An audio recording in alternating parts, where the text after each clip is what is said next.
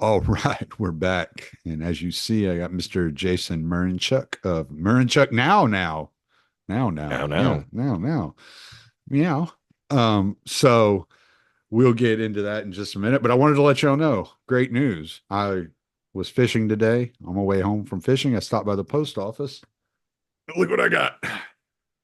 Provoked. Scott Horton's new book, Provoked: How Washington Started the New Cold War with Russia and the Catastrophe in Ukraine.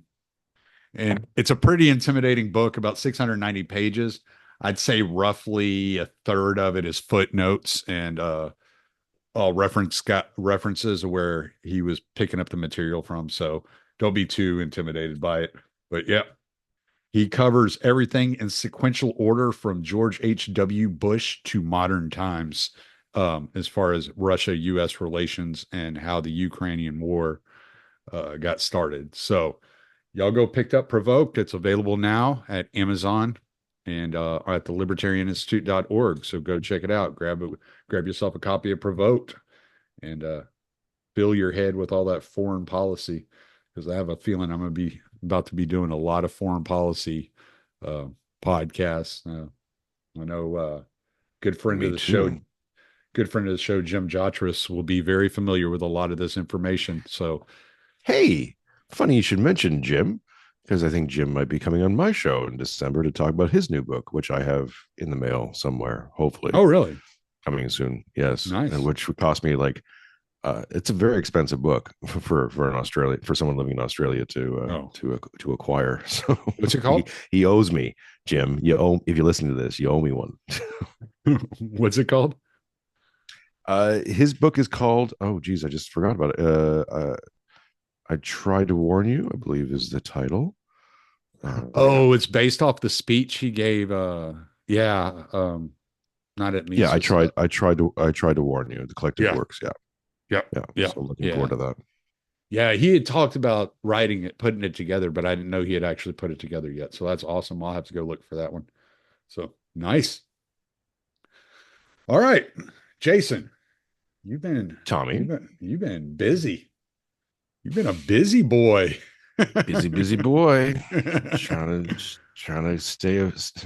What's the Red Queen's quote? You got to run really quick. In my kingdom, you have to run really quickly stay standing still, or something like that. Oh, So yeah, that's and I can't run because my back is deteriorating and my I got heel spurs. So yeah, that's been good. But other than yeah, that, yeah. Yeah, you sound healthy. So, I'm in spirit. So yeah. it is what it is. Like I said on when I was talking to Tom Luongo, people keep asking me how you doing these days. I'm like, I have a hard time answering that question. Really, I can't really answer that question most days because it depends when you get me. Um, if you get me when I've just been like did 8 hours of financial bond market research, I'm not doing too well, to be honest with you. But you get me on other days, and I'm like, I'm chill. I'm very. It, I'll tell you this, right? Uh, Getting to know a lot of this stuff and understanding what's coming, it kind of gives me this wonderful peace. Like, um, uh, I say it in the ad piece for Tails.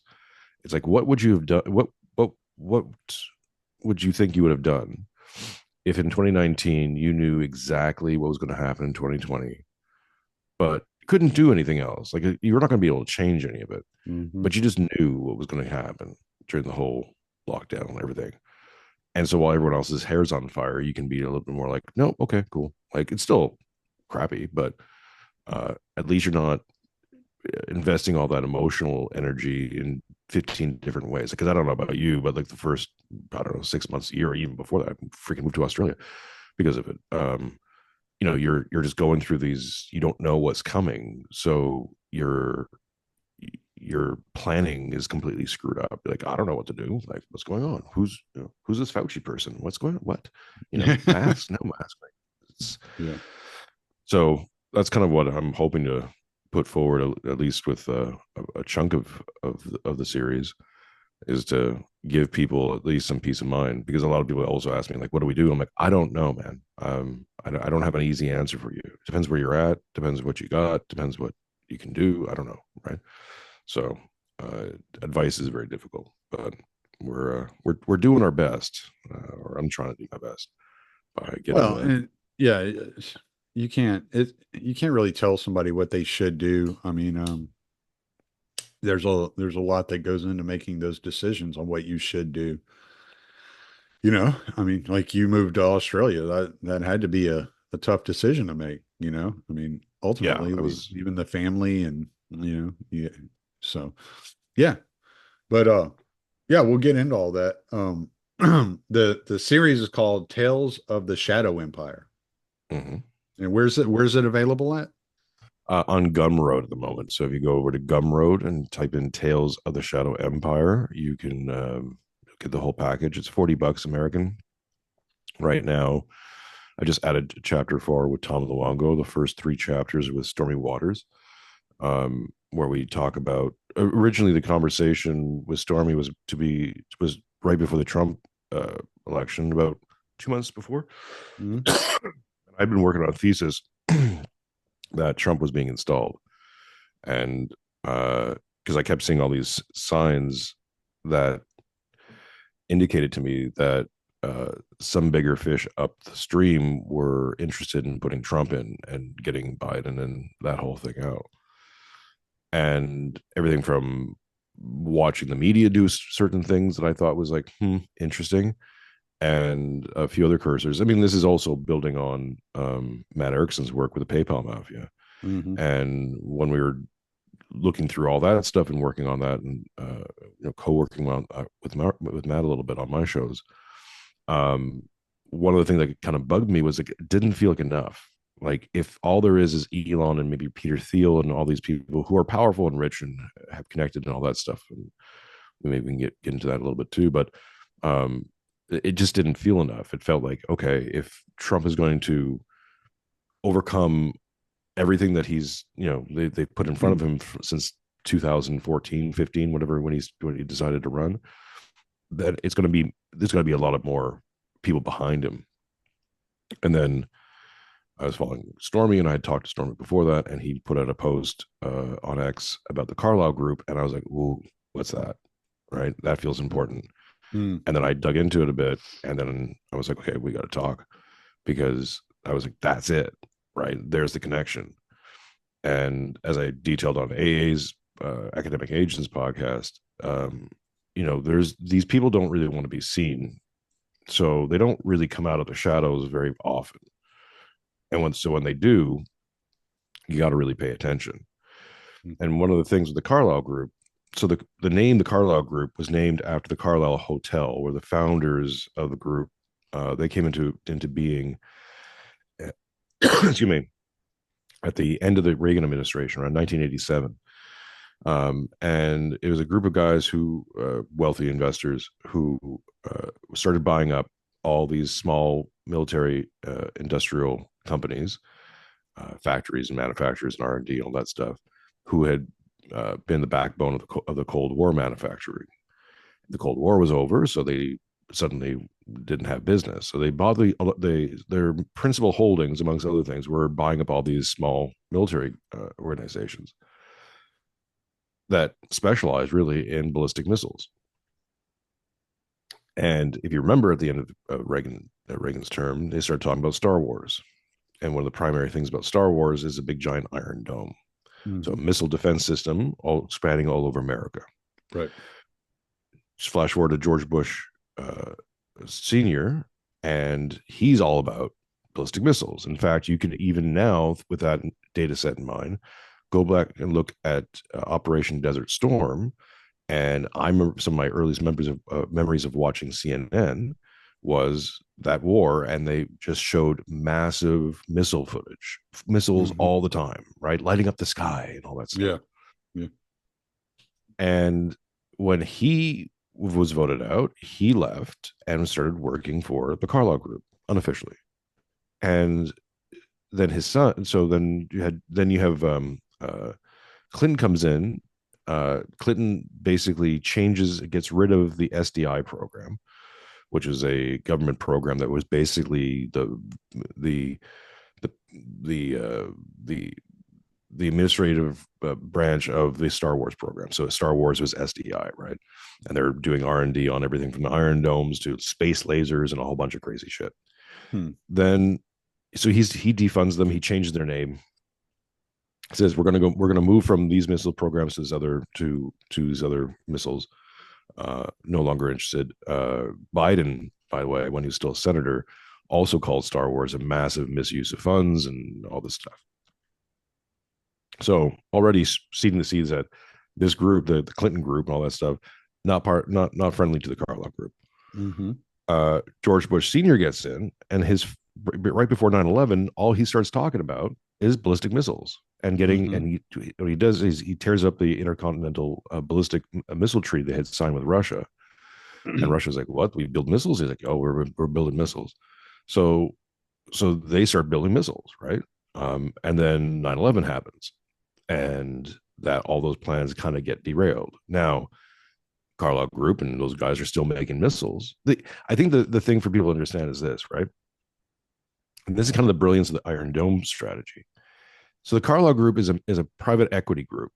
They're sitting on, let's just say, hundreds of billions of dollars in liquid cash.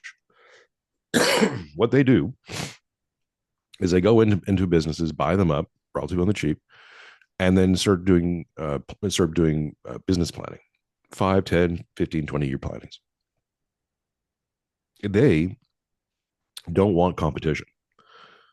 So if you have, let's say, war is not good for business in this kind of sense, and that kind of cuts against the grain because you think, well, if someone's at war, they're going to use a whole bunch of missiles. That's good, right? More missiles used, more missiles needed.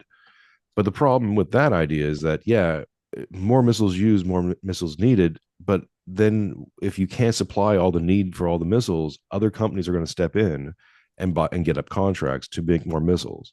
Mm-hmm. That is not savvy for the Carlyle Group or any major military industrial complex kind of guys. They want to have all the contracts and they want to secure those contracts and have everyone else get the fuck out, right? Mm-hmm. So keeping that in mind, the Iron Dome's strategy is perfect because whether you're under attack or not, you're just keep re-upping these missiles, and you can sell off the old ones and buy up the new ones, and this is just a continuous, rent, agreement with the government to kind of just keep producing and rinsing and producing and rinsing and producing and rinsing. And they just do that at infinitum. Yeah. Uh, Because going to missiles are war, like yeah. bananas; they expire. Well, yeah. I mean, look at the situation in Iraq. Sorry, in Ukraine. Ukraine. Yeah. People have gutted their entire missile backups. Like there's a concern that America couldn't wage a war right now because they don't have the stockpiles anymore, and it's taking forever That's a to relief. well, yeah, but it also you start to understand motivations, Yeah. right? So why are these guys signaling that they're going behind Trump? Why would they want to end these wars? Why? Because again, if you're only going that, well, they're in the missile business, so they want more wars to sell more missiles. That's not true. It's the same thing as like, um, with uh, the sort of the electric car mandate, right? The EV car mandate.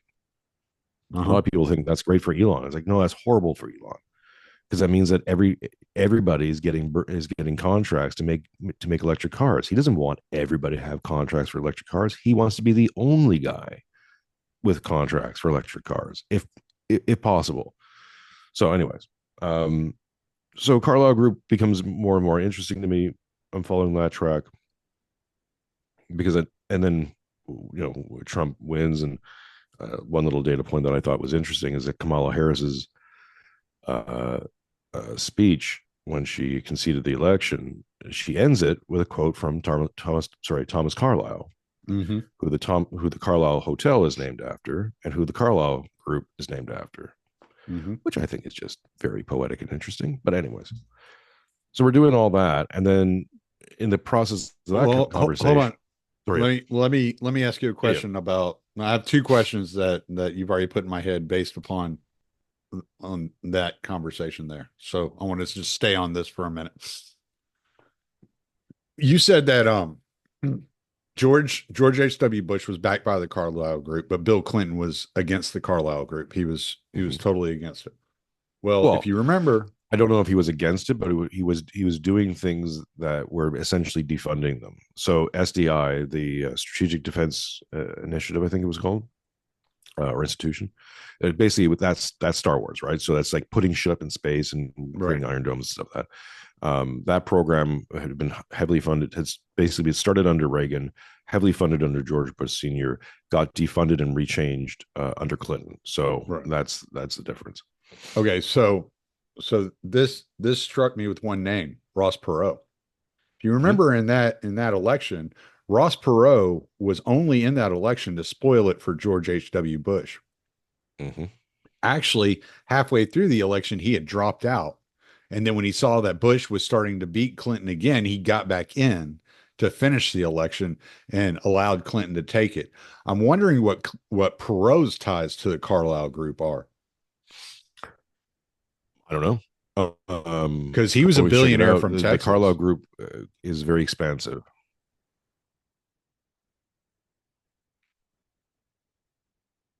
Oh shit! Here we go with the connection issues. He's Tex, so that's Tex. Yeah, yours, There you go. We're yours. back. There you go. I don't know if what Perot was involved with. I don't know how he got his billions because Texas oil is another interesting data Yeah, he point in was all he this. was in the oil business and ranching. Right. Yeah. Don't know. Um, Well, and I and if don't. you remember, H.W. Bush was originally from Massachusetts, but he had moved to Texas when working with the CIA and was put in charge of an oil company that was Mhm. probably competing with Perot. So it could just tie back to that. You know the most amazing thing, Tom, and I don't think you or your audience would be surprised by this, but the more you look into a lot of this stuff, the more you realize that a lot of major, crazy, big decisions, like changing histories, kind of stuff, is down to pettiness, Mm. like big giant babies who have trillions of dollars, Yeah. Yeah. who are just Well, like, what do you know? no. They're still just men. It's, like sometimes you go, no, I mean, come on, there's got to be more to it, Really? right? And like, Nope. no, no, Nope. He slapped his wife on the ass and he fucked his world over. He bankrupted the shit out of him. right? Just Yeah, nope. yeah. So, all right. So, and another thing y'all covered was the apparatchik, um, and how Obama had replaced patriotic generals with an Mm-hmm. apparatchik.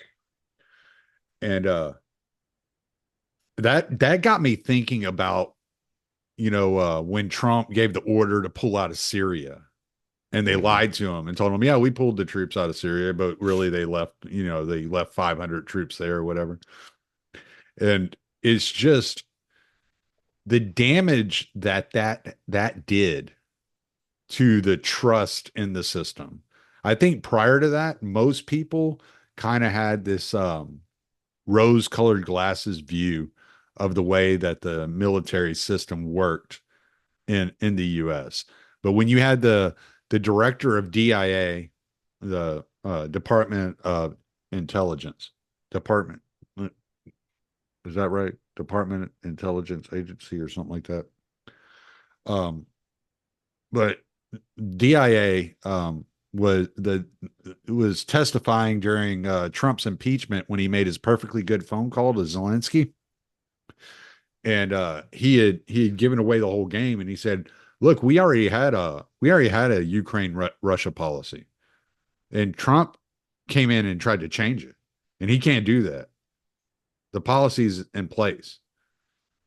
And so I'm thinking about those types of decisions that were made, you know, behind Trump's back, or you know, as opposing Trump in the foreign policy front, as this apparatchik that had kind of stepped into place that Obama had kind of placed in there. Yeah. Well, also in the process of doing that, he also pissed off. all those guys who either he made Defense impossible, so they Intelligence left. Agency. Damn it. There it is. Right. So a lot of those guys, a lot of those joint chiefs of staffs, who are used to being the most powerful men on the planet because they can make you dead whenever they want to, essentially. Those guys all went and started working for Carlyle Group and started running and running a lot of small military companies. Now you got to understand the extent of this, right? Like that is the military industrial complex, essentially. Right. There's many different arms to this thing, Right. Right. but Right. the Carlyle Group and the companies that they manage or that they own, because it's private equity, so they own all this stuff. It's not on the open market. Uh, that's all your R&D. That's all your logistics. That's all your missiles. That's all your fun stuff, right? That Mm, you go mm, and do fun, go do American global homo stuff with. You need them. They're connected to all that stuff. So if they don't want to play ball with you, guess what? You don't get dick. And so Obama or his administration managed to piss all these guys off, and they have long memories. So I think also it's why Barry looked so haggard on the Kamala Harris trail, because it was like, mm, oh shit, these guys are going to be back in power, mm. and they're pissed. So what that means for Barry, we'll find out. But I wouldn't be surprised if his name shows up on the Diddy file or something like that. But we'll keep our powder dry on that one. Yeah, But I'm not gonna give my comment on that one. mm, Um, but okay, so what was Blackwater's relation to the Carlyle Group? Is Eric Prince not tied to sure. them? The problem with a lot of this stuff, when because I did dig in like crazy, Mm-hmm. because I talked to Stormy about it, then we did the show, and then but I even my supplemental and even post it because I'm like, okay, well, I'm making some pretty big claims here. I better know what I'm talking about. Mm-hmm. So so you start digging, and it gets, some things are really easy to find. Some things are, okay, you got to start piecing some stuff together, and some stuff is like, it's like holding mercury. It doesn't want to be held. Like you're looking for stuff and you're like, okay, but who's joining who, what, where? Like Tony Blair, for example, left office and started working for the Carlyle Group. Mm. Interesting, right? And just because they're working for people, this isn't some sort of hive mind kind of stuff, but it's affiliations, right? It's connections, it's relationships. I'll tell you another big data point right before the election, which is curious enough. Dominion, the voting machine company, was Mm-hmm. bought up by Staple Street. Okay, it was Staple Street. The two of the CEOs of Staple Street were all ex Carlyle Group guys. They worked for Carlyle Group, made their money from Carlyle Group, went and bought Staple Street. Mm. Staple Street's financial egg, some of the early investors, I forget the name. Was two of them before they won the big litigation against Fox, but at least one or two of them were all Carlyle Group uh, guys as Mm. well. So it's like you start finding all these data nodes and you start connecting them back. You're like, wow, okay, wait, all roads lead back to this group, Mm-hmm. uh, and it's all coming up to this election where Mm. you're seeing triangulations and people who are working together or have histories together suddenly manifesting. For example, right before all this came out, before the election, and people started, and it wasn't just through my work. It was like people started seeing some things. Um, Biden had been going to, I forget his name. I always forget his name. It's very Jewish. It's Rob Berenstein's name. I think it's Rob. It doesn't matter. He was one of the original creators and CEOs of the Carlyle Group. Dave He's been Rubenstein? lending. Uh, Is it Rubenstein, I believe is. I think Rubenstein? it's Rubenstein. I can find it if people need. But anyways, uh, Biden starts using his home, his private home in Nantucket since like at least since at least 2021, as far as we know.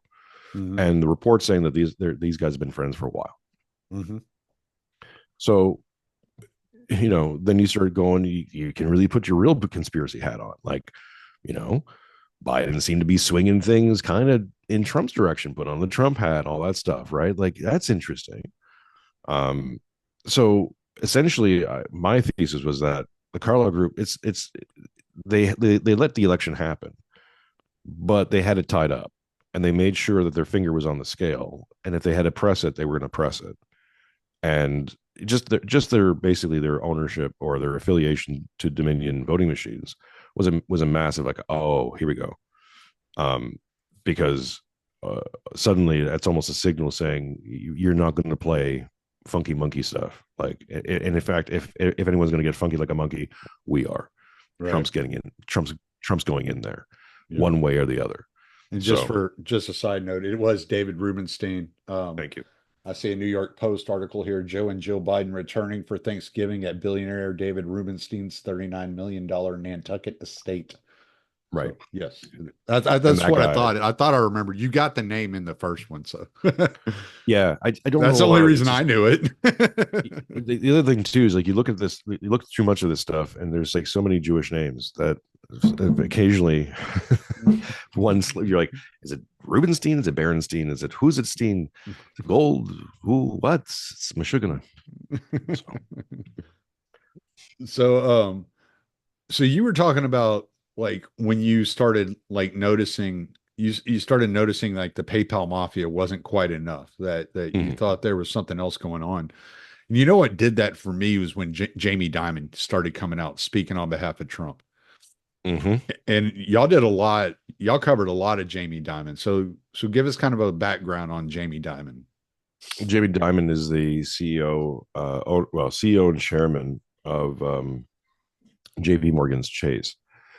So he's essentially, JP Morgan Chase is his baby. It's his kingdom. He's put every single dollar he's made in investments into JP Morgan Chase. That's why he's the chairman, not just the CEO. He owns that shit. Um, and to give you an idea of how powerful this guy is, he can move world markets with a stick it note. So he'll put out like um, sort of directives, like notes from Jamie kind of thing, every so often. Mhm. And one of the big things to keep in mind, and as we're getting into sovereign debt collapse and all that kind of stuff, what he did, I forget the exact date, in the last, let's say in the last calendar year, Jamie made the announcement that J.P. Morgan Chase will no longer be accepting European debt as collateral. Right, when you combine this with uh, America getting off of LIBOR, which is a which is the sort of currency setting system that had been in place for forever, um, and moving to this thing called SOFA, uh, which basically allows America to dictate its own currency and dictate its own economy for the first time in ever. Uh, these things kind of combine. So all of a sudden, when Jamie did that, when Jamie said, like, we're not accepting European debt anymore, uh, he that one announcement tanked European markets to the tune of about $3 to $5 trillion in like an afternoon. Mm. That's how powerful this guy is. Give you another example. When the Chinese delegates came over, remember they rolled out the red carpet and made San Francisco great again for a second? Mhm. Um, later, I'm just having a talk with my friend Tommy. Okay. Sorry, Tell the daughter's away. boss lady I said good morning. Tommy says good morning. Um, okay, so they roll the red carpet and they had the delegation. They didn't go talk uh, to any politicians first. They went and talked to Jamie Dimon for like a weekend because that's the boss when it comes to like money. So insanely powerful. And I know that people were trying to make noise about. Apparently, it was a rumor that he was like open to working with the Kamala Harris campaign, and I was like, okay, you got to riddle me this. Jamie Dimon, who's insanely powerful, has this entire has this kingdom called J.P. Morgan Chase, can move world markets with a stick-it note, um, and and he's going to go work for the most retarded administration to ever retard. That doesn't make Mm. sense. That's Hmm. crazy. That's Meshuggah. I mean, I'm sure maybe if he was asked, he may have said some shit to just say some stuff. But if you also follow him, like you were saying, Tommy, like every single thing he was motioning for over the last year or two was in the direction of Trump. Hmm. Saying like, hey, you shouldn't have lambasted Trump so bad. You should have been better to Trump. And all the way up to about a month before the election, where he basically said, yeah, I'm voting for Trump. Like, and if you don't think that guy carries a humongous amount of weight in that world, in the financial world, you're not playing the real game. Like he's immensely powerful and very, very important. And a lot of people pay attention to Jamie Dimon, so we should too. And that Hmm. thing that comes down to like everyone wants to break this down to a Schmittian friend or fed. Oh, sorry, friend or fed. That's me. Friend or foe kind of friend enemy distinction. Hmm. And I understand why, and it's good that people have a moral obligation, feel like they have a moral obligation to judge these people. It's whatever, right? But when you're dealing with this kind of when you get to this level, you got to suspend, you got to put your moral uh, reservations aside for a second. If you're going at this as like bankers equal bad, Fed equal bad, because we can get into what's going on with Jerome Powell as well. Um, that's a misread, Hmm. and you're not dealing with the data. They might. What? Here's the thing. I don't know. I don't know Jamie Dimon. Maybe Jamie Dimon's a asshole. Like I don't Hmm. know, but I don't care because Right. I'm not Well, it's inviting you like for dinner. what I said when we did the Peter Thiel friend or Fed and like Elon Musk friend or Fed. Right. I've said the same thing for both of them, and I told other friends the exact same thing, is that I don't know if they're my friend, but I know right now they're on my side. Now that could change tomorrow, but at this very moment they're on my side. So I'm going to utilize that until it changes. Right. And Yeah. so And that's just the way I look at it. But and the basic thing too is that, and this is where I get. It's always been amazing to me in this journey, this podcast journey, because you get a little bit of an audience, right? And one of the things you always have to maintain, and us being Orthodox, you know this too. It's like you're always checking for your pride and your vainglory, and you're always trying to main. I'm looking right, like I'm looking in my own life, mm-hmm. right, and trying to manage that. But then other people will throw things at you, like as if I'm CNN suddenly, like Right. I'm moving markets and like no, I'm not. I'm some schmuck in Australia, like just talking and trying to be of use. But I have no illusions to grandeur. Like Hmm. so when some people think that I have this massive reach, and I'm I'm big damn dangerous talking about all this stuff. It's like I know my numbers. My numbers are impressive for me, but in the grand scheme of things, in the Joe Rogan world, in a world where there's Joe Rogan, I'm not even a fish in a pond. I'm a freaking tadpole. Like I'm Right. Yeah.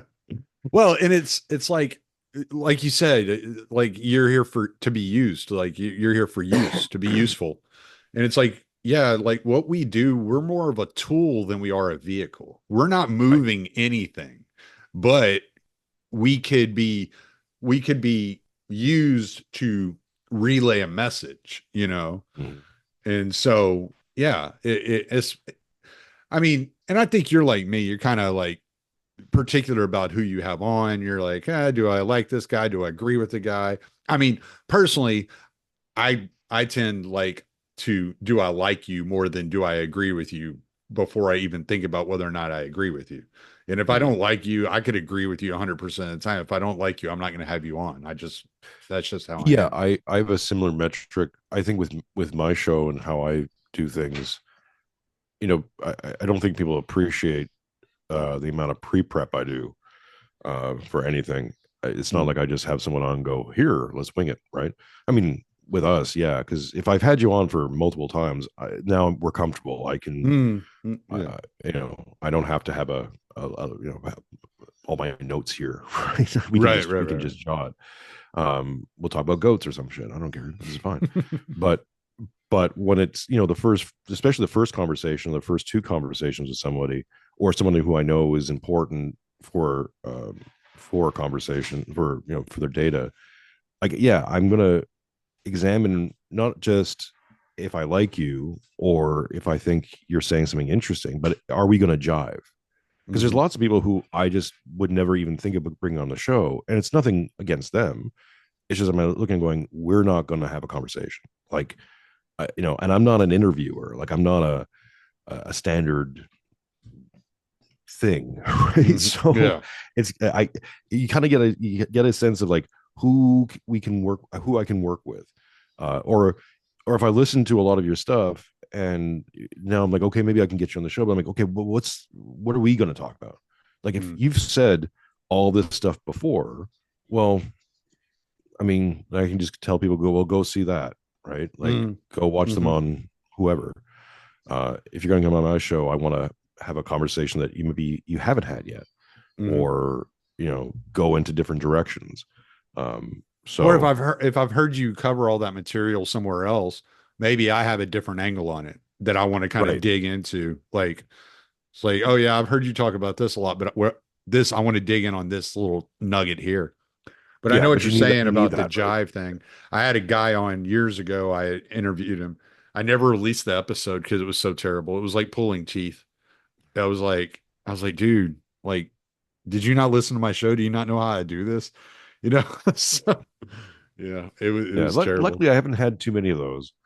A few more on the old 2-bit thing, but um, since since last February, I think I don't think there's been anything that's been bad. Yeah, I can't think of any guests that I'm like, oh, in retro. I mean, there's been a few in retrospect afterwards. I'm like, okay, I'm disassociating with you, Yeah, um, because of reasons, but like, other than that, I think they've all worked out because I've been applying the same kind of criteria. right. Okay, so so we see the Carlisle group and Jamie Dimon, and this is when what I was talking to my wife about last weekend kind of comes into play in my mind is we were talking because I hadn't really talked to anybody about the election and just like kind of my thoughts on it because I was actually tried to go my entire trip in Namibia without knowing what happened. I made Sure. it 2 days out. I was 2 days out. I'm sitting out by the pool at the hotel in Joburg drinking a beer, and I walk in and they have CNN on. And I was like, Mm. oh, okay, well, there goes that. So, but yeah, I made it all the way to the eighth without knowing anything. So, but It's pretty impressive. um, oh, yeah, considering I'm out in the middle of nowhere in Namibia in Etosha National Park, sitting down having a beer at a Boscombe base, and some guy comes walking by with a chick and asking her, "What did you think about the U.S. election last night?" I was just like, "Oh my God, what the hell, man?" There's nowhere to escape this. I was basically on Mars, you know? Oh, like I've said on the show, and I know I'm in an interesting position because I'm a Canadian living in Australia. So on one hand, I don't care about the American election. Like, there's some things I just don't follow because I'm like, I don't, whatever, it doesn't matter. To me personally, right?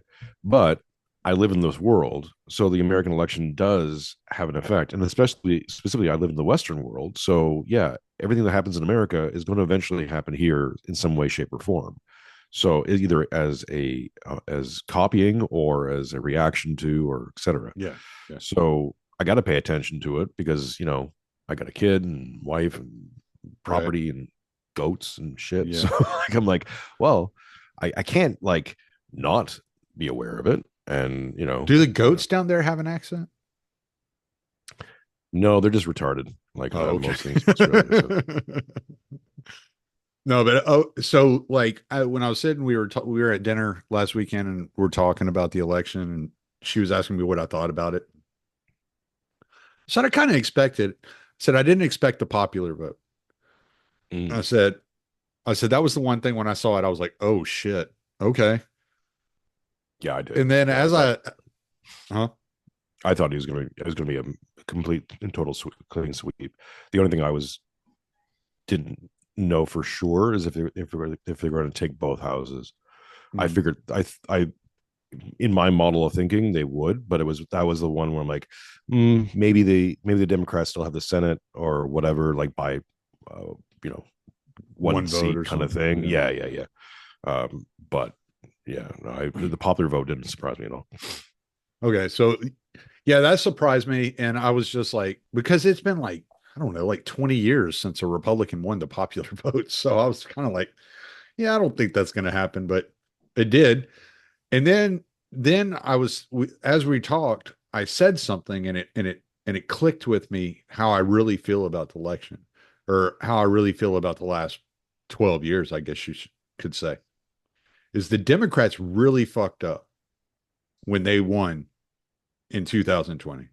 They Mm-hmm. really fucked up because now Trump had 4 years to assess his first 4 years in office, reconstruct a government in his head, and uh make the proper I guess because I know he knew these people, but he properly organized where people belonged within the government organization or his administration, and that gave him an opportunity to convince people like the Jamie Dimons that he was the right guy. You know what I'm saying? Yeah, I think Trump suffered from the same misconception as most people do. Yarvin was the good red pill for this for myself and a lot of other people, but it doesn't go far enough. And this gets into my other thesis that the American Empire, air quotes, is not run by America. Yeah, I wanted to get into And that next, but I thought yeah, covering the Trump was no, but like a no, good push there's a good off. off road for this. Yeah. Yeah. So I think Trump got into office, and he kind of said this on Rogan, where he didn't realize, like, first of all, it's not run like a business. You can't just go in there and be a CEO. It's Mm, not organized that way. Maybe you can, I mean, I think you can, but you have to do a lot of other things too, which is what this coming term is going to be, mm, right? I think an interesting way is that Elon is going to be the dictator. So it gives Trump, instead of instead of you have an FDR or a Lincoln kind of figure, um, now you have Elon, mm, who is essentially going to do all the dictator stuff, and Trump can just be the glad hand. Trump can just be Trump, and then JD mm, Vance, which is also a very interesting guy to keep an eye on, mm, can also do some moves. So, um, but I think Trump got in there and realized that, well, first of all, your first 2 years is just appointing people. You don't know how to appoint anyone because you don't know any of these people, and even if you're a deep side insider, you still don't know these fucking people because, how do you know Joe Blow and if he's going to be effective at running the Department of Energy, whatever they are, right? mm, So he's mired in that, and of course, and then he's taken he's taken shots everywhere, and trying to run things. So I think that, yeah, to your point, uh, they should have just let him have a second term, right, and run mm, him out that way. Now that would make sense, and that would make good political sense too, and that would actually be a good thing for an empire to do. right. So which brings you to the question: well, if there's an American empire and America's the de facto head of this empire, and they start doing things that don't make sense for an empire to do, then we're left with a question: well, who's in charge of this empire? And you might think, well, they're crazy or they're incompetent, and I'm sure you can find people, point them out and go, yes, I agree that these people are evil or incompetent. Mm, But the entire empire can't be evil and incompetent. That's Saturday morning cartoon stuff. mm, So why is it then America fights wars against British enemies? Britain and Russia have been mortal enemies for a very long time. Why is and Britain has had more interest in Israel and Palestine for a lot longer than America ever has. So that's interesting, right?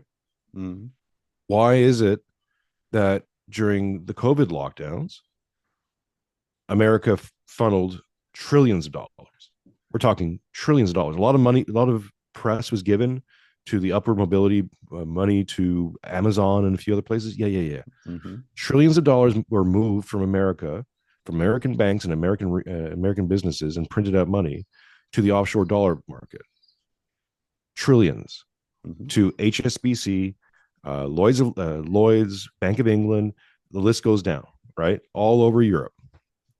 All these old banking families and institutions. Well, Right. why was that? Why, with environmental policies and the Paris Accords?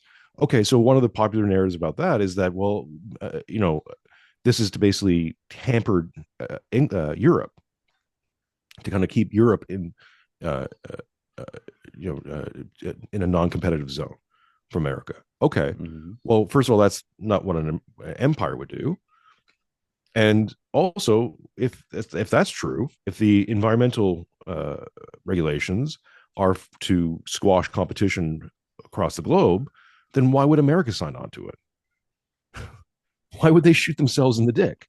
Well, That doesn't make you know sense. what, you know what else makes more sense when you look at it that way.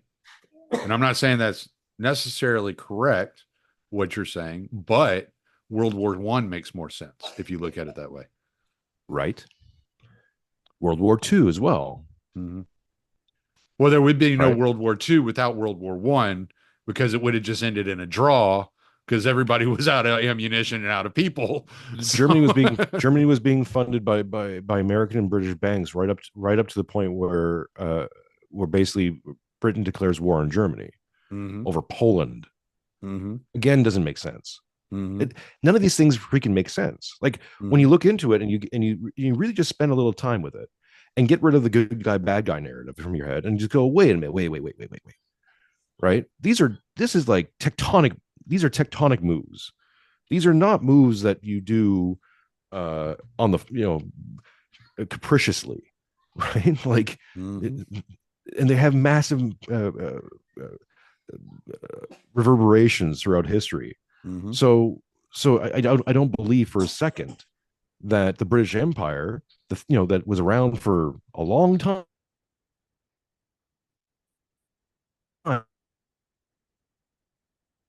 outpost in power. You're like, yeah, why do I think that?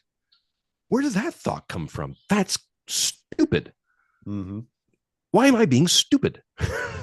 Yeah. Because it doesn't make freaking sense.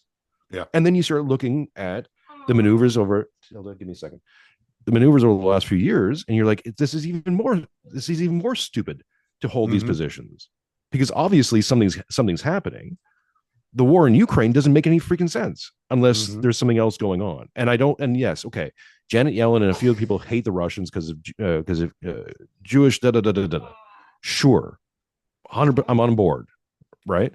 But that doesn't explain how over $1 trillion has been funneled into Ukraine and it just kind of disappears. Where does it Mm-hmm. go? Where did that money go?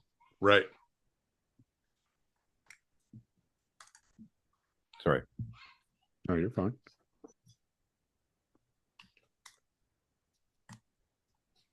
Oh, All right. there we go. Sorry. No, that's all right. This audio for this episode is going to be just It's okay. They're just gonna have to deal with it because I don't edit. Well, But do my best, folks. Sorry. so when do you think? Okay, so I understand the argument that that the London banking system has its tentacles within the United States and has a lot of power. All right. I mean, you can go back as far as the Rockefellers, the Rothschilds, like that's I can see that. Just one point on that, right? This is Yep. the whole LIBOR to SOFA thing. So Mm-hmm. under LIBOR, right, the bank is really the city of London, which is a city within the city, and that's Mm-hmm. where all the major banks, Bank of England, a whole bunch of other major banks, Lloyd's of London, insurance companies, et cetera, are all there, and it's walled off. They have their own port and own police force and they have their own Lord Mayor of London who sits in Parliament in a special seat, and he makes sure that any decisions being made in Parliament doesn't fuck with the City of London. Okay, it's like the Vatican but with banks. Mm-hmm. So so these guys, what was my point? City of London, da, da, da. Sorry, Tommy, I just lost it there. What were you saying before? I was talking about the banks having tentacles within the United States Right, and right, right. controlling a lot of the market. Yeah. So under LIBOR, these guys, the City of London, set currency rates, Hmm. including America's. They set the USD rate. So foreign banks, banks in a foreign country, run by a conglomerate of Americans and foreigners, Hmm. would every so it would whenever they had to set the rate, or every day or something like that, would make their calculations and set the rate for America. Hmm. Again, what? Why? Why? Who? So your entire currency, the number that makes your currency have value, is set, or was being set, by a foreign group. Huh? Doesn't sound very empire to me. Yeah. Yeah. Well, I mean, even, I mean, it's fresh on the mind because I just traveled, but I mean, like if you look at like the euro and the pound are like basically equal, but they're both worth more than the US dollar. It's like Mm. it's like $1.50 for a euro or something like that. Well, I don't know what the exchange rate is. I mean, euro dollar just had a massive collapse right after the Trump presidency, so I don't know where it's sitting right now. Oh, But okay, yeah. Well, whenever I was scheduling some of the stuff, I like when I rented the car, it was charged in euros, yeah, and yeah, so I know it yeah, was about at that time it was about $1.50 for every dollar right. So I mean, again, imagine you're or the for empire. every You're an euro. I'm empire. sorry. Imagine you're this world power, right? You're the world power. You're the Right. head of the empire, whatever, right? The reserve And currency, the right, and you're petrodollar, yeah. right, and those rates, the value of that money versus all other rates, is being set by a foreign bank or a group of foreign banks.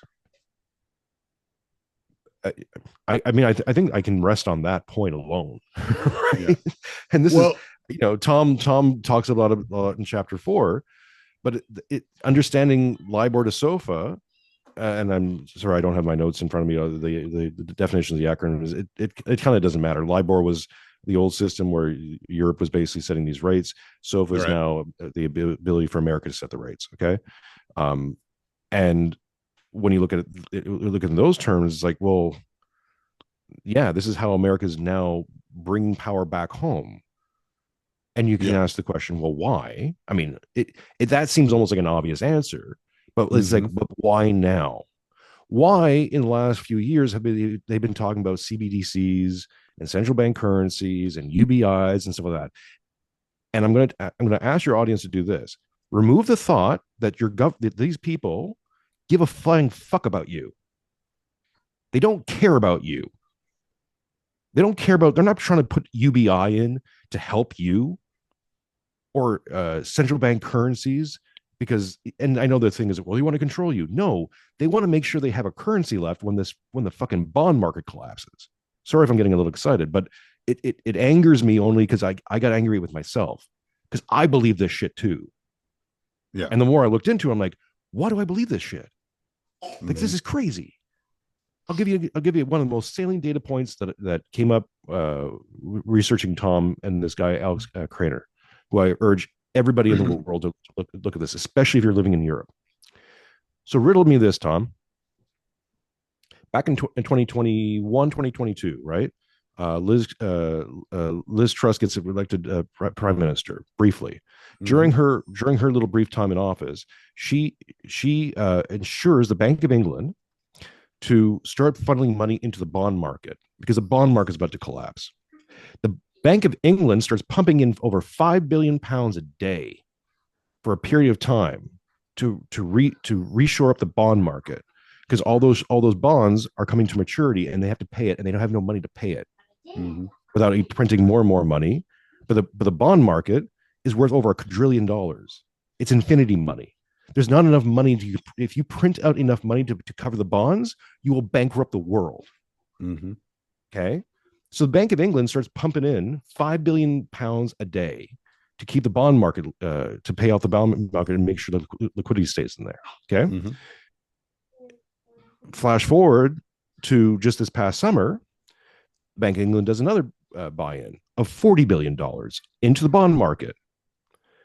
Now, here's the evil thing: the British government has insured the Bank of England with taxpayer money. So the Bank of England defaults or makes any bad investments, who's on the hook? The British people. Mm-hmm. What are they threatening right now? Inheritance tax and taking a farmland, Mm-hmm. seizing assets. Why are they seizing assets? Because they need to be able to pay off the Vic, and the Vic is this insane monster of a bond market that's set to explode because they don't have enough money to pay it, and it's all coming. This is why the 2025 prediction. I know some people have said, well, they've been predicting this for years. I'm like, yeah, and they keep throwing money into it. Mm-hmm. They keep kicking the can down the road. Right. It would have happened before 2020, but then they closed the whole world down. Yeah. To funnel money and to keep everything locked down so the interest rates wouldn't rise and the money could like settle into these markets. Yeah. What'd you guys think? That you close down the whole freaking world and restart it and nothing's bad going to happen? Like financial, oh, well, I'm paying a few more points in interest rates. Like, no, the whole thing's coming down. And I hate to sound super alarmist, but the more you look into it, the more you see it, and the more you see it, the more you can't see anything else. Right. And that's where we're at. Sorry, Tom. No, you're fine. So my question was, though, when do you think that England took this kind of control over the United States? They always had it. You think they always had it? You think that it never faded? Because it was my understanding that the U.S. was more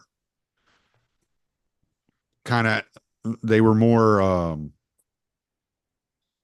I'd say, adherent to France after the French assisted the United States in fighting the British. Yeah, they were both. I mean, French and even after independence, both the French and the British controlled international trade. Right. Right. America but they were at war. Lanes. But they were at war at the time. They're at war, but but in terms of international trade, it still ran through those two countries and Spain. Right. Okay. Right. Like, yeah. There's wars and there's wars, right? Like I'll ask you this, right? Sovereignty. The sovereign debt crisis. Sovereignty itself is an interesting word, right? Because the sovereign citizen movement. Right. Everyone uses it, but no one understands it. Because sovereignty essentially means, and this is a callback, but it's like he who decides the exception. But in order to decide the exception, you have to be exceptional. You have to have no one else above you, right? Mm-hmm. No one else pulling your strings. Mm-hmm. So we can talk about American sovereignty. America wins the War of Independence and Kalu Kalay, and what a wonderful world they live in, right? The problem is that their banking system is still owned by England. Their investment systems are still owned by England. Flash forward to the Civil War. Well, now you have vested interests from both England and France and European families in the Civil War. Why? Right? Well, international trade that they still control, because America didn't have a shipping fleet until in World War I, essentially. Yeah. Right? They didn't have the and that goes back to the Baron de Rothschild quote, "I care not who writes the laws as long as I control the money." Exactly. Because it's the oil, right? It's the oil that runs the system. Right. So if you control monetary policy and you control all the finances, if one of these guys can send out a missive and tank your economies, which we've seen, we talk a lot about George Soros going around to Southeast Asian countries and bankrupting them. Well, how does that done? How can you do that? Right? That wouldn't like Vietnam or whatever country we're talking about, don't they have sovereignty? Right? They're an independent nation, right? They have all the independent nation stuff. Well, no, but someone can come over here and go, hey, cool, you don't have an economy anymore. He just came from Africa. They do this shit to Africa on a weekly basis just for fucking shits and giggles, Yeah. right? So yeah, no, this idea that you're sovereign, how are you sovereign? Again, it doesn't make sense if America is doing policy or agreeing for policy that hurts American businesses, that hurts American economic zones. That doesn't make sense. And America makes a Unless, good patsy. well, they're the military wing. Mm-hmm. They were chosen to be like, all right, look, post World War II. I mean, and this is constructing a narrative, right? I'm not saying this is exactly what happened, but you can kind of get a sense. Britain at the end of World War II is hemorrhaging money, all this kind of stuff, realizes that they're going to have to scale back, but they're not going to let go of power. They're just going to scale this shit back a bit. So they go over to America and go, okay, look, here's the deal. We're going to give you a money printer. You're going to be able to print money like crazy and export your uh, inflation, which they did, Mm-hmm. right? Uh, and America has to be the military guys. They go and fight wars. Korea. Explain to me Korea, right? What? It was a British American war. America had just won, it was busy in Japan. Like, why the fuck do they give a shit about Korea? Right? Mm-hmm. Doesn't make sense. And suddenly now they're in there with the British. Afghanistan doesn't make a whole lot of sense, except that when you look at the British relationship to Afghanistan for a very long time. Also doesn't make sense that we weren't extracting anything out of there. Yeah. What? All those step of the way. It's the British Empire's fingerprints on everything. Mm. They're making decisions. If you go back and think about it this way, a lot of American decisions since 1945 on up make a lot of sense if it was the British Empire doing it, not as an American Empire. You know, if an American Empire wouldn't just be doing weird shit in South America, it would be running South America. Mm. You wouldn't have cartels, and imagine that. That's like Rome knowing that there's a Visigoths on their border and going, oh, whatever, let them in. They're killing our people, but whatever, right? Mm-hmm. What? No, Yeah. no. The British Empire wouldn't have settled for that either. So why? Why is it happening? Why has it been allowed to happen? Well, because they're all stupid and evil and corrupt. Well, yes, they are stupid and evil and corrupt, but there might be other reasons for this too. And I think now with this new regime coming in, at least for a period of time,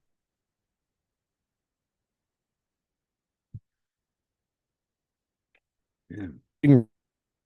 the stupid. I mean, they're going to be at war. My prediction is America will be at war with a hot war with the cartels and heavily involved in let's say South and Central America going forward. They're going to bring all the boys home from overseas and start a dance down there because that makes a lot of sense. And also, if you're going to build a big iron dome like Trump promised in his number 8 of his Article 47 promises, his Mm-hmm. election platform, to build a big giant iron dome over all of America and make it in America makes sense, right? Yeah. Who are you going to use the Iron Dome on? Canada? It's a good thing you moved to Australia. Them damn snow monkeys have it coming. Anybody who smiles that much and is that friendly's got to be hiding something. It's the passive aggressiveness. I'm so glad to be. Australians have their own little version of it, but it's kind of like I see it coming a mile away, Mm, and I don't care. I don't leave the house really, so it doesn't affect me. mm, I occasionally go down to town and have a beer, talk to the tradies, and then go home. So it's perfect. I have very limited hangouts with humanity, and yeah. I'm enjoying that. Okay. So now we got now we got the city of London and London's role in the empire. Where does where does the clash between London and let's say Jamie Dimon or the Carlyle group take place? Well, this is the big move, right? The Carlyle Group, private equity, Mellon, that's another name to keep in mind. Mm-hmm. That's Carnegie Mellon. Um, he's a major financier, was a major financier for the Trump campaign. Also, major private equity and banking family involved in all that stuff here in America. A lot of these firms are American. They Mm-hmm. derive their power and their money and their all their resources from America, right? Uh, and they're calling it back home. So uh, this is something to build on Matt Erickson's point is that the American empire hasn't even started yet, but it's about Mm-hmm. to, and it fits into my predictions of going with the Vengeful Sun and what comes afterwards. And I started saying this in 2023. I think once this period is done, in about 60 or so years, we'll be entering an age of empire, a true age of empire, Mm-hmm. and that because that's reflective of what Dugan's talking about and multipolar orders and et cetera, et cetera. So the standoff now is because what's the best way of looking at the city of London. So the city of London, you have all these banking families. So formally, these banks and insurance companies. Informally, they're mafia, like Mm-hmm. one of the biggest organized crime networks in the world. Private, completely private and Yep. protected uh, uh, shipping lanes, etc. Right? They don't get touched. They have their own police force. Everything's separate.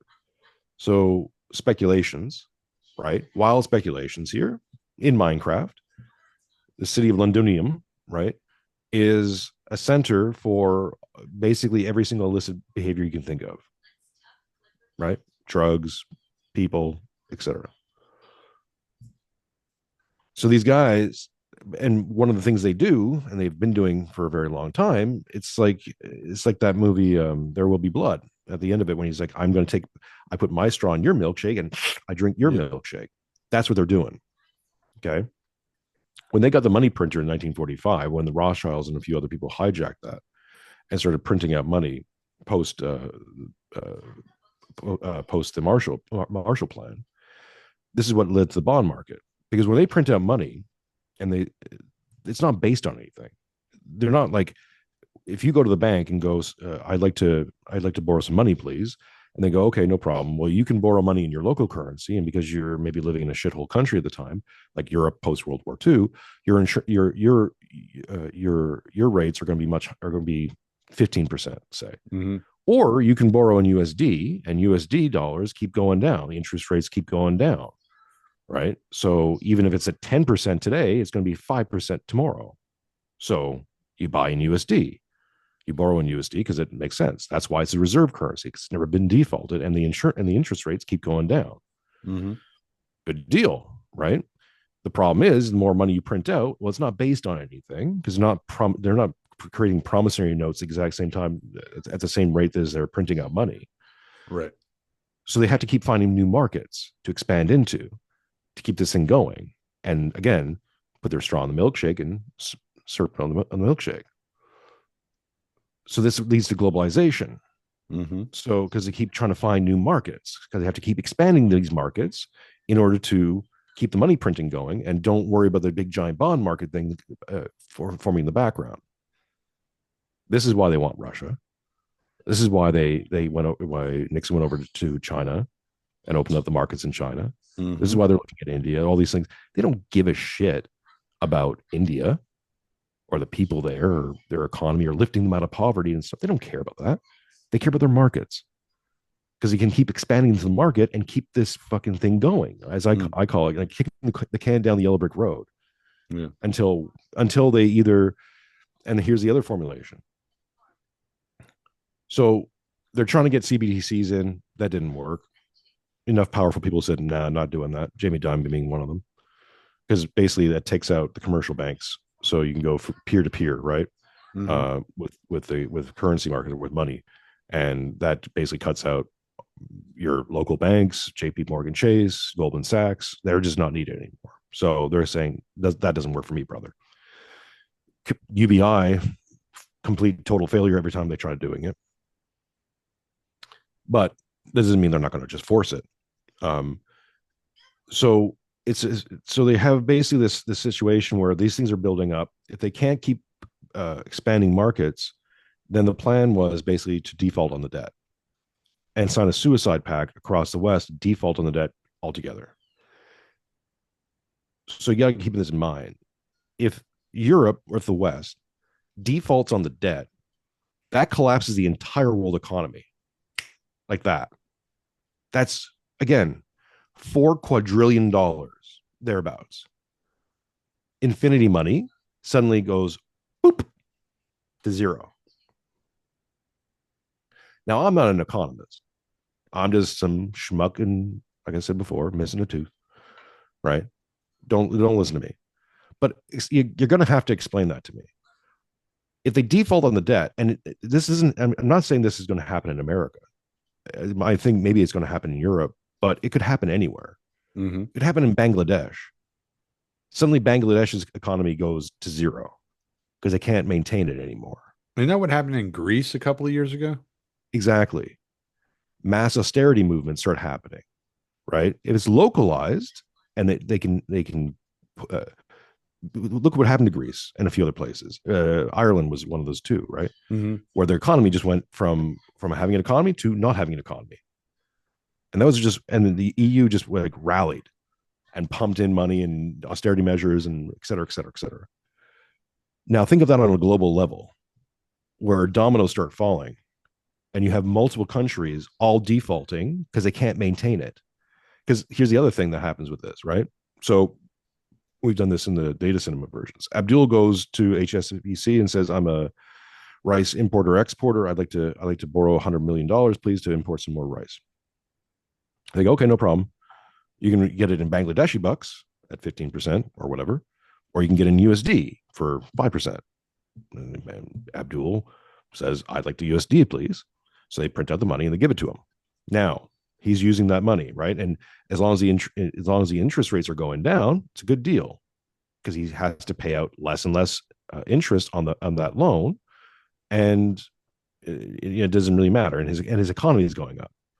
Now, when America shifts the interest rates and the interest rates go up, even if they go only up by a point, 0.5% or Mm-hmm. 1%, Mm-hmm. suddenly that guy's on is now paying out his the money he owes goes up. Mm-hmm. Oh, and also his entire local economy, which is based on all these loans, goes down. So his currency's been devalued. So he has less Bangladeshi bucks to use to pay off the loan, and the amount of money he owes has just gone up. What did so you're a libertarian, or you used to be a libertarian, or whatever the hell you are, a libertarian. I'm Orthodox. Sure, you're orthodox. Perfect answer. Uh, and so, but we've been hearing from some people, and the Fed's evil, et cetera, et cetera, et cetera, right? So Jamie Powell, Jerome Powell, sorry, who is currently in charge of the Fed, raised interest rates in America to what 5.5%. Mm-hmm. So, and people are screaming about it. Right.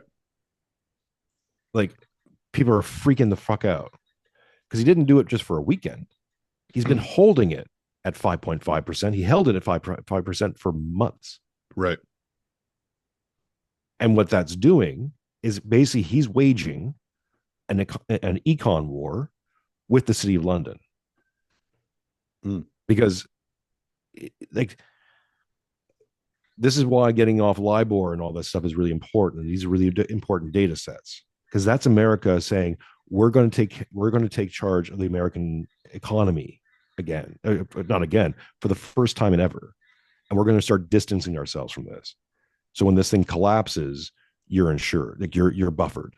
So America's going to go through some tough times. Everyone's going to go through some tough times, but America's going to get through this relatively unscathed. Another reason why I think they put Donald Trump in, Mm.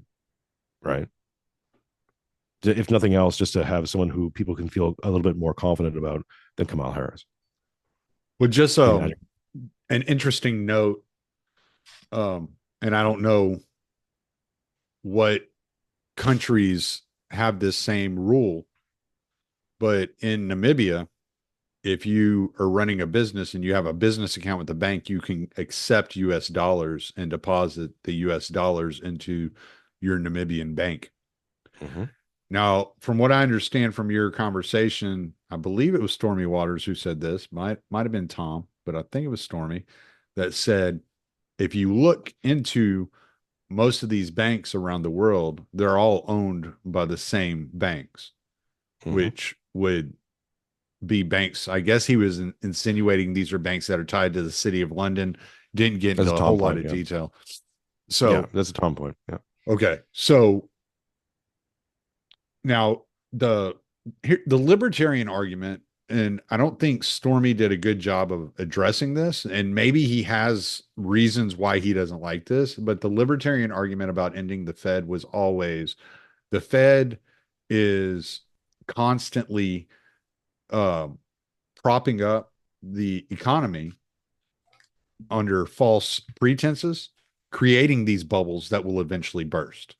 And when Well, these no. bubbles burst, that's when you go into recessions and depressions.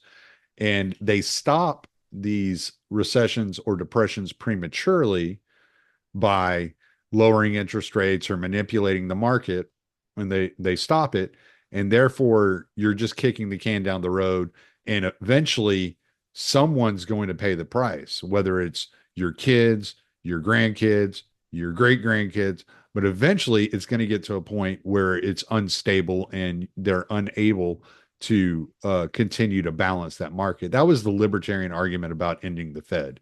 Right. But the Fed, but here's the thing, right? The Fed, as we're now understanding it, wasn't even in control of the USD Right. evaluation, Right. right? So The that would Fed change essentially, the argument. the Fed's not the money printer. Congress is.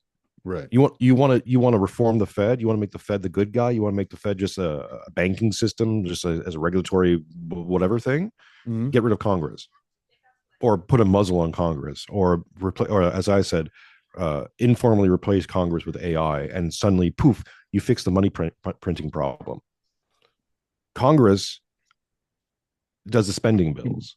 The Fed, the bottom line of the Fed, has to cover the costs of Congress. Up until now, and usually what happens with the Fed chairman, and you're right. Look, I'm not saying that I'm a fan of any previous Fed chairman or something like that, or that they're all good people and just misunderstood, Mhm. or who aren't being controlled by their groups, which is the big thing. Mhm. So if Janet Yellen, who was in charge of the Fed during under Obama, right, Mhm. uh, is essentially a communist who's also very much seems to be in service to City of London types and Mhm. not America, then suddenly you understand why you have all these things happening that don't seem to work out for America. Mhm. Which again makes me wonder, well, why would an empire allow that? Another little data set, and this is just an aside. Do you see that in the news recently? The British Parliament has summoned Elon Musk to to discuss. Ah, come on. This damn connection. In the Mm. farmer. Elon Musk is an American citizen, Hold right? on one Wasn't born second. there, but he's an American Back citizen. back up, back up, back up, back up, back up. It froze as soon as you said the parliament summoned Elon Musk. Okay, so Parliament summoned Elon Musk to discuss X's role in the riots, the farmers' riots, and other unrest happening in England. Right? Don't worry about their policy. It's always all X's fault. Now, Elon Musk is an American citizen. Wasn't Mm-hmm. born there. Is not native, but he's protected by all the rights and benefits of being an American citizen. Right? Right. If America is the empire, is the seat of the empire, is the head, why the fuck does the British Empire, the Brits, get to summon anybody? Yeah. What? Fuck you. Summon my citizens. How about I summon you? Right? That's Yeah. again not an empire move. And you go, well, the Americans are allowing the British to do. Why would they do that? They could summon, like they can summon people. They summoned Zuckerberg and made him shit Yeah. his pants in a Senate hearing for a week. So they can't do that to Elon. Of course they would do, Hmm. right? Yeah. So who the fuck are the British Parliament summoning anybody? How does that work? If America's the American Empire, right? They're in charge. Well, if they're in charge, the first response of the American Empire to the Brits, if they did this, would be to tell them to go fucking kick rocks, I right? think it'd be funny if Doesn't Elon make went sense. though and just like shouted out his catchphrase the whole time. Just go fuck Fuck yourself. yourself. That would just be hilarious. Be the boss move. These Yeah. nuts. These nuts, my friends. So So yeah. Yeah. what else is coming? We got the bond market, and I know you we want to get out of here. You gotta take care of the daughter. The things that things to keep an eye on, right? Hmm. And I honestly think a lot of this news, World War III, ooh, it's chaff. It's to get your attention. Right now, you're looking at this. You're not looking at anything else. You're looking at this. If you read Alex Kraner's work, he does a brilliant breakdown um, of some of the Ukraine Russia shenanigans, specifically over the last year or two. One of the interesting data points is that the war kicks off when uh, when all of a sudden they start to do a new refunding scheme. So basically, the war in many ways is a distraction, is a way to justify funneling more billions and billions of dollars into the Ukraine. And we Hmm. know this. This is not conjecture. We know that Sam Bankman-Fried had all this stuff set up, and they were rinsing money and allegedly putting it into the DNC. And I'm sure the DNC got their got their percentage, right? And a lot of other people made their money off of it. But the Yeah. majority of that money just went where to go, Out into the ether. Yeah. right?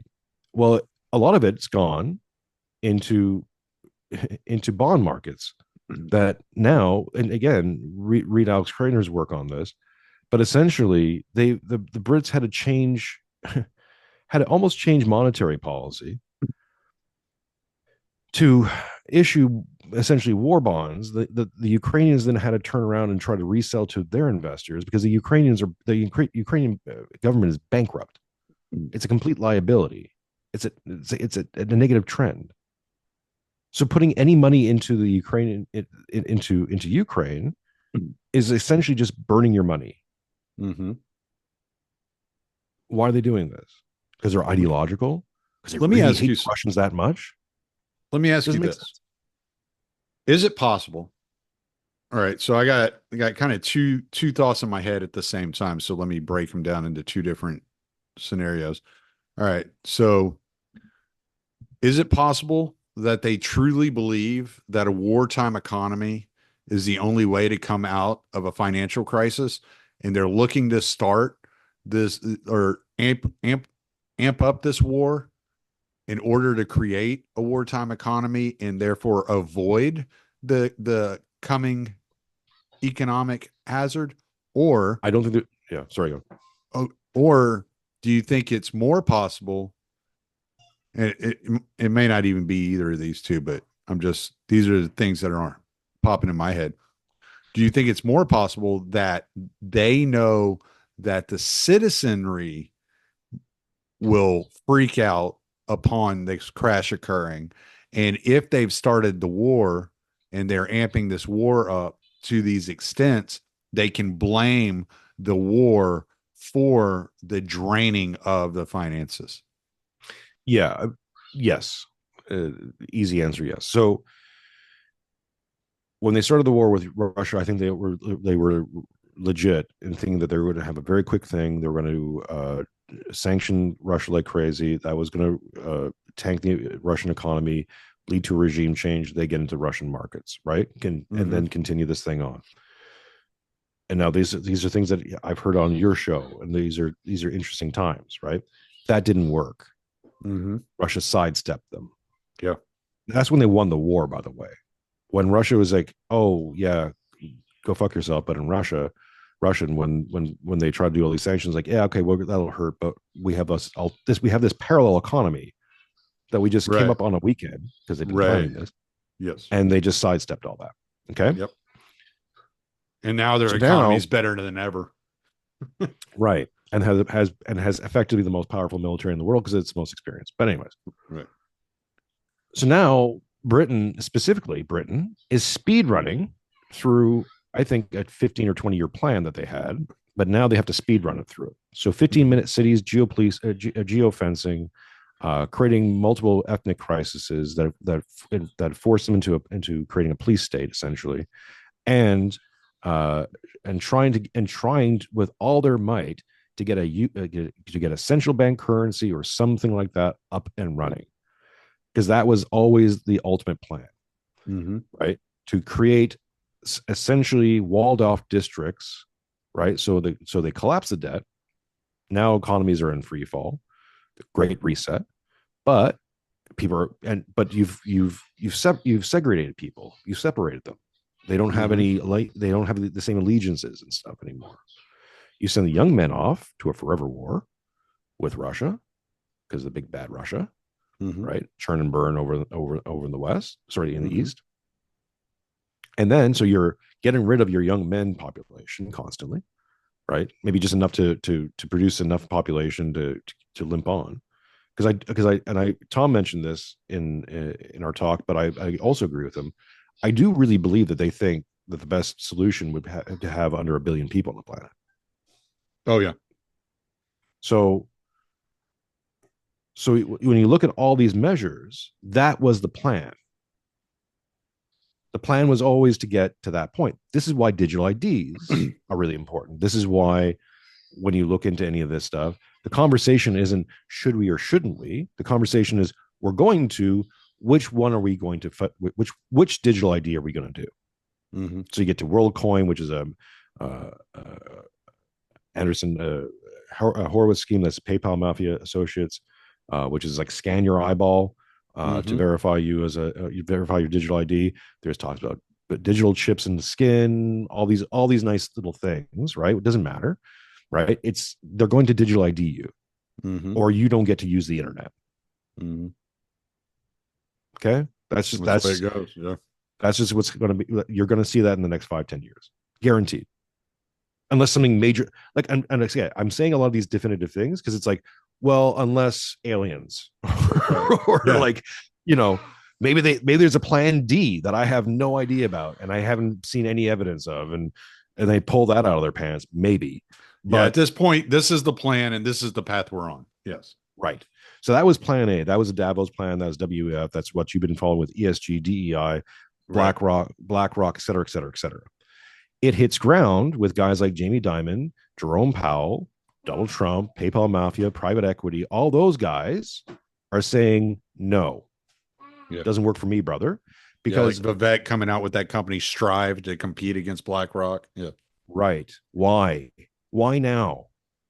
Why not 5 years ago, or why not is this planned? And no, they're all saying the same no, hard and no over the last few years Mm-hmm. because the plan is to default on the fucking debt.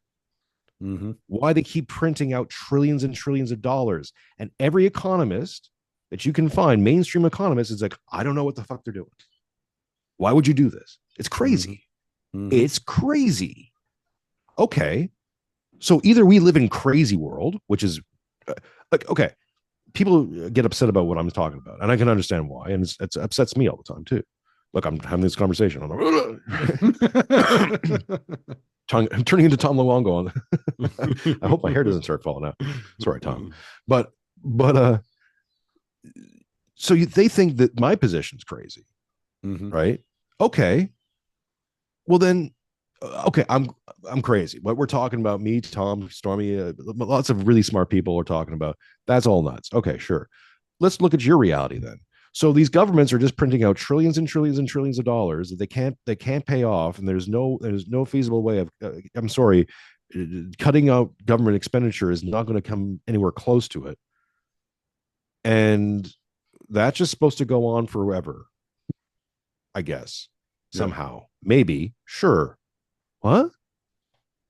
Like, what's the plan then in normal world? That economies can print out trillions of dollars, can shut down entire world economies, can produce money out of fucking thin air Mm-hmm. constantly. Insurance interest rates can skyrocket. Inflation markets and all the rest of it can keep going on, and we're supposed to go, well, no, but it's fine. That's just how things are. That's how the market works. Mm. What? Explain to me how. Okay, so everyone goes, well, Wall Street. Like, okay, Wall Street. You take all the money in Wall Street, all the SSMPs, all the global, investment markets, all of it, Mm-hmm. every single last fucking dollar doesn't come anywhere close to the bond market. So let's say you had to pay off the bonds in 1 year. Just say you could bankrupt the fucking world, every single business, everything that generates money. You could suck all that money out and it wouldn't even make a difference in the bond market. Once you understand that data point, Tom, it's hard to sleep at night because that number is hiding in plain sight. Yeah. Okay, you don't like me, you don't like Storm, you don't like Tom, you don't like we're all whatever. Sure, explain it to me like I'm five. Okay, again, why is the Bank of England pumping billions of dollars of taxpayer money into the bond market if the bond market is just fine? I don't. Please, someone tell me, Yeah. educate me. I'm so stupid. I don't And I've searched, man. know. And I have been trying to disprove this theory for months now in my own time. Mm. I look for everything, and it keeps coming up to that number, 4 quadrillion infinity money. Mm-hmm. And it was like, who's dealing with this? What happens what happens when you have to start paying that? Because you do, they have, bonds have a payoff date. Mm-hmm. What happens? What happens when, 1% of $4 quadrillion? What is that? I don't know. I don't have a calculator big enough for that. Whatever that number is, there's not enough money to pay it. Yeah. Oops. So any critic who wants to come at me about that stuff, go ahead, man. But explain to me the bond market, please. Then. Explain to me that $4 quadrillion thing, and tell me where the money's coming from to pay that Vic. Mm-hmm. They don't have it, and the idea was to take over Russia and use Russia's resources to pay it down, or not pay it down, but keep expanding. Yeah. And when you hit the limits of expanse, you collapse it. Yeah. It just leaves me with more questions than answers, man. But it's just the way it goes, you know? Trying, man, trying our best. Again, like it's a lot of this stuff. Well, no, because it makes me Yeah. wonder, like, okay, so like when Russia approached Bill Clinton in 1991 or 1993 or whenever it was to join NATO, why were they told no? You know, Mm. because then you could have leveraged them at that point to for the bond market. Yeah, it's just a lot of it just doesn't make sense. And then And also we started off this conversation or you know, me surprised if all of this stuff comes down to really petty hubris, pride, yeah, human pride, right. right? That's it. Yep. I mean, Jerome Powell, right? They select Trump. Trump gets in. He's told by his people, get Jerome in. There is resistance from Pelosi and a few others, but he gets in with relatively not much resistance because he wasn't a big deal in the Fed, right? He Mm-hmm. was kind of they were sleeping on him. Mm-hmm. But if you look into Powell, he's as American can be. family from the Mayflower, that kind of shit. Yeah, you're not the first person that's had praise for Powell that I've heard. And I'm not praising the man. I don't know the well, man. Okay. or No, but I'm have serious. But nice things to say about him. Like I don't know that much about the guy. I haven't don't pay that much attention to people I like want to that. be really clear about this, though, right? Because again, Canadian living in Australia, right? Like, Mm, I don't know these people. They don't, in some ways, I don't care, right? Like, I don't care about Jerome Powell, the human being, the entity. I mean, other than Christian love for well, people, but like, being an American, when you say he's as American can be, that's a compliment. So, sure, fine. He's a wasp, right? He's a wasp. He's a right. Gentile, Yeah. right? He's not. So, because I also want to throw a monkey wrench in that mental prison that people have gotten themselves into, Yeah. right? Yeah. And we don't have enough time for this now because I do have to get going with the daughter, but Yeah. it's like even with Israel, right? So this is a multi-layer onion here because people get to and people stop, right? Like idiot level anti-Semitism is a tool for the regime and not a weapon because people get to a point and they go, well, it's just the Jews, and I go, okay, and the next tier up is like, well, it's the Zionists, like, right, and then you get into, well, what is Israel? Is Israel's being run by Bibi Netanyahu, and Bibi Netanyahu is the head of the Likud party. Well, Israel can exist without Likud and without Bibi, Hmm. right? Like those, they're not dependent on Likud party and Bibi. But who's funding? But who's funding Likud? Oh well, a few certain Jewish families, mostly located in North America, but two of the big ones in Montreal. Hmm. One of the family I served a lot of the members of that family, the Bronfmans. See the Bronfmans, Okay. the Seagrams, and the Wexlers. Mm. All right, Wexler Wexler. No, from Siegel. Epstein Sorry. fame. Yeah, and there was Wexlers in there as well, but Siegel's a big family, right? Okay. Bugsy Siegel, right? Yeah. Yeah. Bit of a mafia themselves. Right. Okay, well, those guys all fund Likud. In fact, you could basically say Likud is a representative of those families in many ways, right? And BB's the head of that thing, but he's just a guy. Mm. BB can be done too. And another big prediction I made on A is that I think that guy's cooked.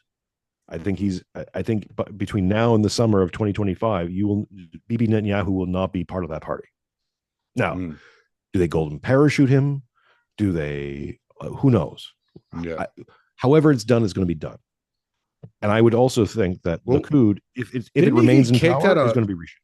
didn't he get kicked out of office for like some kind of corruption scandal Yeah, that he was found guilty and they kicked him out of office and then they reelected him back in the office or something? It was I don't some know how he weird got back. thing. Like I heard he was removed and then a couple of Mhm. months later he was back and it was like, what the hell's going on over there?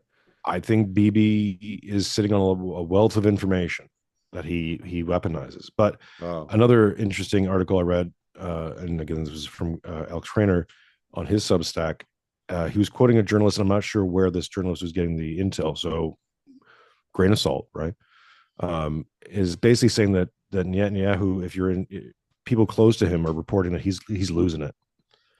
Um, like he's acting erratic, uh, you know, uh, anger bursts, all this stuff, like things that are relatively uncharacteristic for him. right. Like the walls are closing in Yeah. because he done fucked up and he knows Mm. it.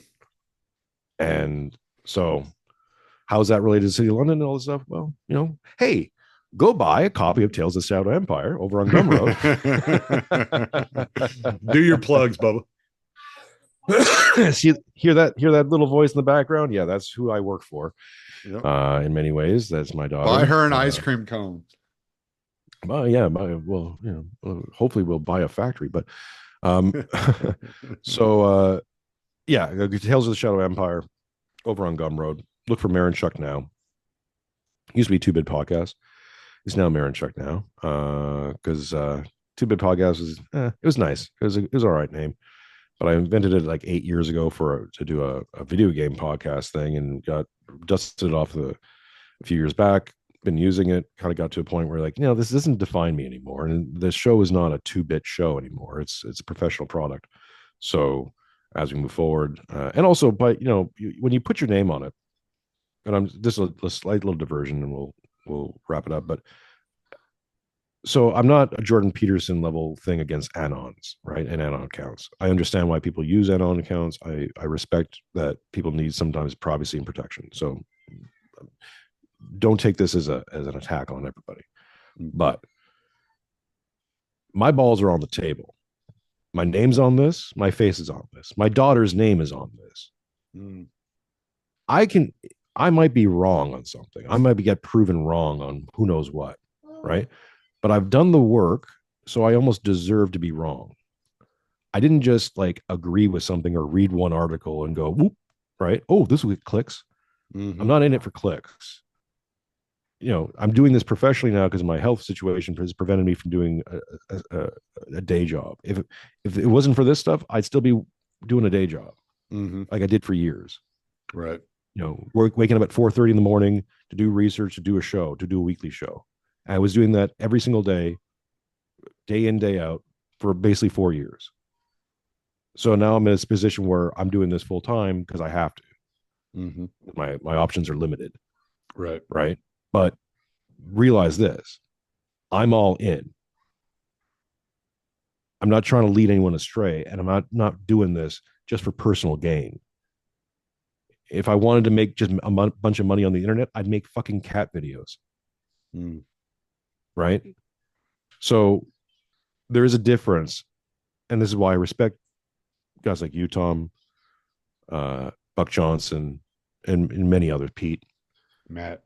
Matt, of course. Yeah. The list goes, Adam, Right. Yeah. because right or wrong, 100% factually correct or, somewhere in the vicinity, right? We're putting our names and our faces on this. It's not just a hobby, you know. It carries a tremendous amount of responsibility, and not just for the audience, but for my fucking life. So I'm responding to that because sometimes you get silly people saying silly things, Yeah. and I'm not going to lower myself to dealing with them directly because I think it's just dumb. But Mhm. I just want to make that point clear. Like, I'm all in, and I'm asking other people to either get all in with me, right? Don't trust me. Don't just trust me blindly. I give you a whole bunch of information. Go ahead, prove me wrong, right? Go ahead, prove Stormy wrong, and don't just do 30 minutes on some other podcast. Get into it, because the more you look at it, and the more, and I'm sourcing all my information. Like, it's all open source. And the more you look into it, you're going to have these big giant questions. And if you can answer those questions in different ways than someone like Tom Luongo, who I immensely respect, and who also, by the way, puts his name on it, puts his face on it, and builds a business out of it. So if Tom's wrong, it's not just like, oops, hey, Tom read this wrong. It's his ass. Right. So you know, there's that to consider. And in terms of, I know what we've talked about this episode is can be very blackbilling. I understand that, or anxiety driven kind of Mhm. content, and it's not my intention. Like, I don't really don't want to ruin your day, but if you're in the United States, you know, you're going to get tightened. Things are going to get hard for a period of time. But I think in the United States, you guys are going to be much better off in the short term. Um, for everyone else, specifically, I think everyone who's tied into the euro markets, so Canada and Australia is going to get rocked with this. Uh, Mass austerity measures is going to be a word you're going to hear a lot of going forward. And a lot of the things that you grew up counting on or depending on are going to go away or get transformed. Mm. You're already seeing this in England, by the way, because you're the NHS, right? They've imported so many people into Britain, and we haven't even touched on reasons for that. Maybe we'll do a follow up show down the road, Tommy. Yeah. But because I'm still working this one out myself a little bit, but I have a few things that I think make sense. They're offering now private healthcare to immigrants in Britain. So they're coming up with a parallel private healthcare system and doing it for the auspice of helping immigrants, refugees, whatever. Right. Why are they doing that? Because they can't Well, to afford save the to. NHS, right? Because the NHS, you want to stress them out too much. Yeah, they're doing that in preparation for the collapse of not having an NHS anymore, Right. right? Yep. You can't afford to keep it rolling. Or massively reduce services. Yeah. You know what you think, and you're seeing it happening in Australia, and you're seeing it happen in all these places, and you're sleeping on it because you don't want to see it. Well, I One mean, last thing. So there was one that last thing. big story a couple of years ago too with that baby in the UK that they let die instead of flying him to another country to get treatment Yep. because the NHS couldn't treat him, you know? Yep. Yeah. Okay. We're gonna go. One last thing with this. Yep. If people, an easy thing to look at and start asking questions. Look at the bankruptcy rate. So in America, you've had a 4x climb in bankruptcies over the last since COVID, since the reopening. And the easy ones to look at are like Red Lobster and all these other major chains, right? Right, But right, it's right. happening across the board. Another reason why Carlyle Group's getting activated, you know what? Carlyle Group doesn't just own military stuff; they own like Dunkin' Donuts and a lot of these Right. other companies, and they're all Hmm. and supply chains are all being affected and stuff like that. If you go over to England, go look at England's bankruptcy rates. They're spiking like motherfuckers. So in a very short period of time, by the time this podcast is released, if you go look at the numbers in England, because it keeps climbing and it's getting into like 4x and 5x multipliers. So very soon you're going to walk down in the middle of downtown London, and most of this Piccadilly Square, for example, and you're Hmm. going to see almost all boarded up shops. Hmm. Okay, when that reality starts hitting, then you understand the magnitude of this, because it's not just happening in England; it's happening globally, and it's not just because of supply chains, and not just because of COVID and all that stuff. It's because there's no money. Yeah. The money's gone. So, you know, and then you tell me, right? If you got money in hotel chains, I'm not a financial advisor, by the way. I don't make a financial advice, so don't at me on this. I would say one thing: if you got money involved in hotels, get the fuck that money out, because I guarantee you that's your canary in the coal mine. By the way, when you start, and Disney's freaking the fuck out when you see major hotel chains start going under, which I think you Mhm. might start seeing in the next 6 months or so, maybe less. That's going to start. Everything's connected. Yeah. I come from the hotel hospitality sector. When during COVID in Montreal, it was brutal watching places like people I know, restaurants owners who I knew, right? Restaurants who've been around for 25 years, 30 years, major players close in the last few years. The systematic failure of the hospitality industry in Montreal is seismic. To put this into context, Montreal used to have the second largest per capita restaurant hospitality sector in all of North America, second only to New York City. And they Mm. have like a third of the population, right? Massive sector in Yeah. Montreal. And it's fucking gone. That affects your food supply, that affects your liquor supply, that affects your drivers, that affects everybody. So Hmm. it's not just the restaurants and the bars that are going out of business; it's everyone who supplies those bars and restaurants are going out of business, Right. and so on and so on and so on and so on. Yeah. Sorry, guys. You got to listen to Boss Lady, man. I got to listen What to Boss Boss Lady Lady. says, Boss Lady gets. Yeah, but yeah, Mironchuck now. Come find us. All right, Bo. Y'all have a good one. Love you, brother. All right. In this record.